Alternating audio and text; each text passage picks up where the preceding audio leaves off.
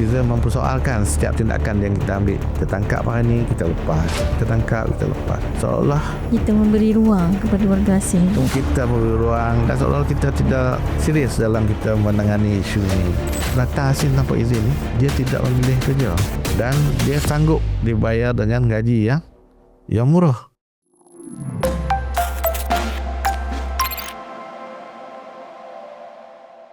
Kita kembali lagi bersama pengarah bahagian penguatkuasaan kita, insan yang sangat berpengalaman, iaitu Tuan Haji Basri bin Haji Othman, pengarah bahagian penguatkuasaan Jabatan Imigresen Malaysia. Masyarakat juga sering keliru antara pendatang asing tanpa izin, pekerja asing dan pelawat. Boleh pihak Tuan jelaskan tak perbezaan ini? Ini juga soalan yang lazim ditanya antara pendatang asing tanpa izin, pekerja asing dan juga pelawat. Kalau secara ringkasnya saya jelaskan di sini, kalau mengikut Seksyen 6 atau Immigration 1959 nombor 3, setiap orang yang bukan warga negara, maknanya dia adalah warga asing yang ingin masuk ke Malaysia, perlu mempunyai suatu pas atau permit masuk untuk masuk ke Malaysia. Ini untuk warga asing yang nak masuk ke Malaysia. Oleh itu, warga asing ni, warga asing yang masuk ke Malaysia melalui laut, udara ataupun darat, melalui pintu masuk yang diwartakan,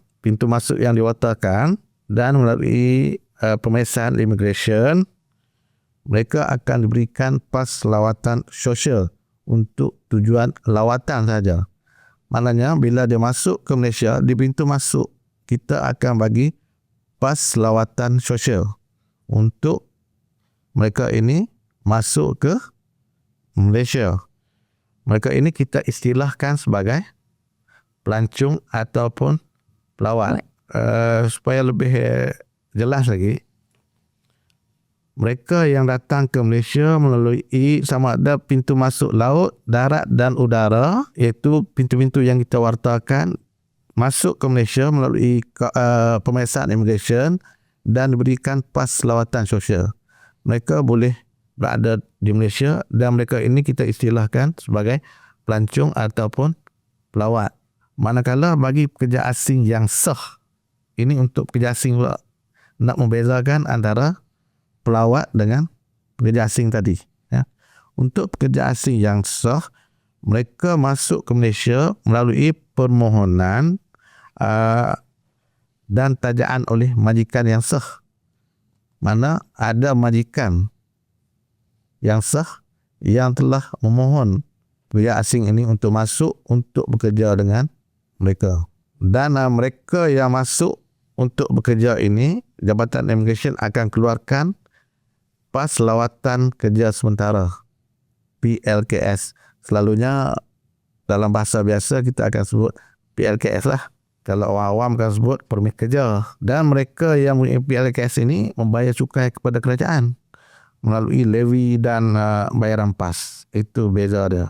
Pelancong tadi dia datang, dia dapat pas lawatan sosial. Kalau kata pekerja asing, dia akan dapat permit ataupun dalam bahasa immigration pas lawatan kerja sementara, PLKS. Okey. Dan golongan yang tiga yang kita selalu sebut parti, dia ada pelbagai. Cuma saya nak jelaskan dalam istilah immigration, kita tak sebut pendatang asing tanpa izin, kita sebut imigran haram ini. Tapi bahasa yang biasa disebut oleh masyarakat, mereka menyebut imigran haram ini sebagai parti pendatang asing tanpa izin. Dan pendatang asing tanpa izin ni dia ada pelbagai. Contoh, mereka yang masuk ke Malaysia melalui jalan yang tak diwartakan, ataupun orang kata laluan-laluan tikus kan, masuk melalui hutan-hutan di sempadan. Mereka ini adalah pendatang asing tanpa izin. Yang kedua, mereka yang masuk melalui pintu masuk yang diwartakan, diberi pas lawatan sosial, tetapi telah tinggal lebih masa. Masuk sepatutnya dia berada di sini selama 30 harinya, tapi dia dah lebih dah masuk ke 35 hari kan. Masuk Overstay. overstay. Senangnya overstay, masuk tak nak keluar. Jadi pun kita anggap dia sebagai parti. Dan yang ketiga, mereka merupakan imigran larangan yang masuk ke Malaysia. Imigran larangan ni adalah mereka yang tidak diperlukan oleh negara, seperti Kutu Rayau dan sebagainya. Dan yang keempat, dia masuk dengan sosial, masuk ikut pintu yang sah, tapi dia bekerja pun salah. Itu antara yang kita sebut sebagai parti pendatang asing tanpa izin, atau dalam bahasa immigration kita sebut imigran haram ini. Itu antara perbezaan di antara pendatang asing tanpa izin, pekerja asing dan juga pelawat. Karena kalau pelawat dia datang ikut pintu masuk yang diwatakan, dapat pas sosial. Maknanya dia adalah pelancong tulen lah, kita katakan. So masyarakat dapat membezakan di antara tiga tu. Sama ada jangan asyik sebut apa, parti. Semua warga negara tu parti. Tak semestinya semua tu parti. Betul. Sebab kita tengok ada setengah lokasi menjadi tumpuan warga negara asing. Tapi warga negara asing itu mungkin mereka yang pas yang sah, ataupun di lokasi perniagaan tersebut ada barangan-barangan yang diperlukan, dan barangan tersebut barangan daripada negara asal hanya dijual di kedai tersebut saja. Jadi tempat pertemuan ramai-ramai juga. Jadi begitulah tempat pertemuan warga asing tadi. Dia nak beli barang-barang yang daripada negara dia, contoh kan. Jadi bila masyarakat tengok, uish, ramainya orang asing berkumpul kat sini, sedangkan mereka itu punya pas yang sah. Itu persepsi yang selalu ada dalam masyarakat kita. Saya rasa itu dah menjelaskan kepada masyarakat lah. Okey Tuan Haji, soalan yang terakhir. Apakah mesej akhir yang ingin disampaikan oleh Tuan kepada masyarakat berkaitan isu ini? Pertamanya, atas kapasiti selaku pengarah bahagian penguatkuasa, saya menyeru pada seluruh warga negara Malaysia yang cintakan negara, yang ingin keselamatan dan ketenteraman awam terus kekal kita nikmati. Untuk itu kita perlu memandang serius kebanjiran warga asing, pendatang asing tanpa izin ataupun imigran haram ini. Kerana kebanjiran imigran haram atau pendatang asing tanpa izin ini akan menimbulkan banyak kesan-kesan negatif kepada rakyat dan negara. Antara kesan negatif yang kita ketahui antaranya, ianya menyebabkan peluang pekerjaan kepada rakyat Malaysia itu berkurangan.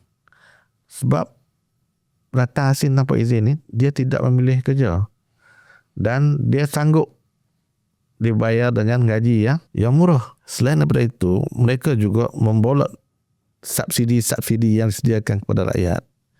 Jadi bila dia berada di Malaysia, dia juga menggunakan subsidi berkenaan. Dan daripada segi ekonominya juga, mereka ini pendatang asing tanpa izin ini pula akan mengirim wang ke negara asal. Ini juga menyebabkan pengaliran wang keluar daripada Malaysia. Ketiga, ini penting, pendatang asing yang masuk ni kemungkinan dia adalah penjenayah. Dia masuk, dia juga mungkin merupakan buruan daripada negara dia. Jadi mereka ini merupakan orang yang tidak diperlukan di negara kita dan boleh menjejaskan ketenteraman di negara kita. Justru itu kita kena lihat dan perhatikan betul-betul pendatang asing tanpa izin ini agar ia tidak mengganggu gugat ketenteraman negara. Kerana bila dia dah ramai, dia akan mengancam keselamatan dan ketenteraman awam. Kita lihat kalau waktu cuti awam, sering dikatakan bahawa bandaraya Kuala Lumpur penuh dengan dipenuhi warga asing. dengan warga asing. seolah-olah kita berada di Luar negara. luar negara kan. Itu menunjukkan Sedangkan kita berada kat Malaysia. sedangkan kita berada di Malaysia. Jadi bila kita tengok warga asing, kita pun rasa tak selamat. Kita pun rasa nak bawa keluarga, nak bawa anak-anak untuk kita pergi ke lokasi yang banyak, Jadi tak selesa lah. jadi tak selesa. Sebab tu ianya merupakan ancaman kepada kita lah. Kepada orang asing yang memang punya pas lawatan kerja yang sah, memang kita alu-alukan. Tapi pada mereka yang masuk secara haram ini, perlulah tindakan-tindakan yang sewajarnya. Jadi saya menyeru kepada seluruh warga Malaysia untuk bersama-sama dengan Jabatan Immigration supaya rakyat ini dapat membantu kita. Ada ke kaedah tu Tuan Haji tu? Antaranya sekiranya ternampak warga asing yang kita rasakan ramai ataupun boleh mengancam, sila laporkan ke Jabatan Immigration lah. Okay. Selain daripada itu, jangan ambil pekerja asing ini bekerja. Kalau kita nak ambil pekerja asing untuk bekerja, kita kena pohon melalui Kementerian Dalam Negeri dan juga Jabatan Immigration Malaysia. Kalau kita ambil daripada ejen-ejen yang di luar sana, pekerja asing ini merupakan pendatang asing tanpa izin ataupun imigran haram ini. Cara pengambilan pun cara pengambilan yang tidak Sah. tidak sah, tidak teratur. Khususnya jangan kita beri perlindungan. Beri perlindungan di sini bermaksud kita jangan sewa rumah sesuka hati. Kita jangan bagi mereka sewa kedai sesuka hati. Kita kena semok dulu dengan Jabatan Immigration sama ada mereka ini mempunyai pas atau tidak. Kadang-kadang kalau sekarang ni untuk pekerja asing, dia perlu asrama yang sewajarnya untuk didiami. Dia tidak boleh duduk di merata-rata. Dan yang terakhir tadi, seperti yang saya katakan tadi, kalau kita rasa curiga, kita perlu laporlah aduan secara rasmi kepada bahagian penguasa supaya tindakan undang-undang dapat kita ambil. Namun saya nak ingatkan jugalah supaya rakyat memahami keterbatasan jumlah pegawai immigration enforcement yang ada kan berbanding dengan warga asing yang ada di luar sana. So kita kena saling bantu-membantu lah. Jadi masyarakat memberikan maklumat dan kita akan ambil tindakan. Saya juga terkesan dengan beberapa persoalan yang dibangkitkan oleh netizen. Antaranya kita tangkap tapi kita lepas, kita tangkap kita lepas kan. Banyak kita dapat kritikan di luar sana. Netizen mempersoalkan setiap tindakan yang kita ambil. Kita tangkap hari ni, kita lepas. Kita tangkap, kita lepas. Seolah Kita memberi ruang kepada warga asing tu. kita memberi ruang dan seolah kita tidak serius dalam kita menangani isu ini. Sebenarnya tidak. Mereka yang kita lepaskan adalah setelah kita melakukan pemeriksaan biometrik. Apabila kita melaksanakan pemeriksaan biometrik dan kemungkinan ada majikan yang ataupun saudara yang hadir mengemukakan pasport dan kita semak dan kita dapati ianya punya pas yang sah. Jadi apabila ianya punya pas yang sah, maka dianya wajar dibebaskan lah. Cuma apabila kita telah buat tangkapan, pembebasan ini perlu melalui kuasa pendakwa raya. Dia tidak boleh dibebaskan sebegitu saja. Cuma yang kita bawa balik ke ofis untuk kita semak, sekiranya dia ada pas yang sah ataupun ada majikan, sahabat anda yang datang membawa dokumen sebelum proses report dilaksanakan ataupun sebelum kita menjalankan report, maka mereka ini akan dibebaskan lah. Itu sebenarnya salah faham yang wujud oleh segelintir netizen lah, yang dia selalu bercakap bila kita tangkap kita lepas, kita tangkap kita lepas. Sebenarnya tidak sebegitu. Kerana pendatang asing tadi melakukan kesalahan, kita tangkap, proses tangkapan berlaku, kemudian siasatan dan fail berkenaan akan dirujuk kepada pendakwa raya untuk tindakan selanjutnya, sama ada dituduh, didenda, diusir dan sebagainya lah. Itu sebenarnya yang berlaku di Jabatan Immigration, terutamanya di bahagian penguasaan. Jadi saya nak betulkan apa yang dipersoalkan oleh netizen. Sebenarnya Persepsi masyarakat. persepsi itu adalah persepsi. Ya. Karena apa yang kita bicarakan tadi, setiap tindakan yang kita lakukan berlandaskan kepada peruntukan undang-undang. Saya rasa itu saja yang ingin saya jelaskan pada kali ini, Penoleh. Okey, terima kasih diucapkan kepada Tuan Haji Basri di atas perkongsian dan penjelasan yang telah diberikan. Mungkin persoalan-persoalan yang bermain di fikiran netizen dan masyarakat di luar sana sudah terjawab. Semoga perkongsian ini memberi manfaat dan menjadi pencetus kepada kefahaman yang lebih baik kepada masyarakat di luar sana. Semoga kita berjumpa lagi di sesi podcast terusnya. Assalamualaikum warahmatullahi wabarakatuh dan salam sejahtera.